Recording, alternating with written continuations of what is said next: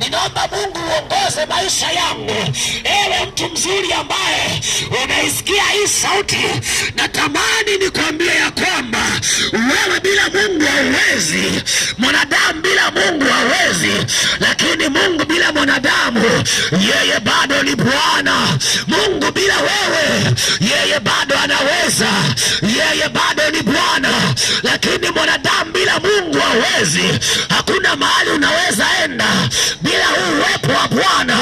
Hakuna sehemu unaweza enda bila uwepo wa Mungu. Hakuna mahali biashara yako inaweza kwenda bila kuwa na uwepo wa Bwana. Mtumaini Mungu asubuhi ya leo, wala usitegemee akili zako mwenyewe. Mtumaini Bwana, mtu mzuri, wala usitegemee akili zako mwenyewe. Mtumaini Bwana, mtumaini Bwana, wala usitegemee akili zako mwenyewe. Yamkini umekuwa ni mtu ambaye unapambana sana kila siku. Asubuhi Mungu anakupa neema ya kuamka.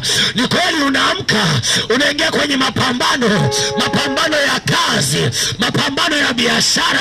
Yamkini hujaona matokeo, yamkini hujaona outcome. Asubuhi ya leo nikukumbushe ya kwamba ulienda bila Bwana na ndio maana hujafanikiwa. Ulianza bila Bwana na ndio maana hujafanikiwa. Biblia imesema ya kwamba yeye Mungu ni Alfa na Omega, yeye ni mwanzo na mwisho. Maana yake kama Mungu ni mwanzo na mwisho, yeye ndiye chanzo cha mafanikio yako, yeye ndiye chanzo cha baraka yako.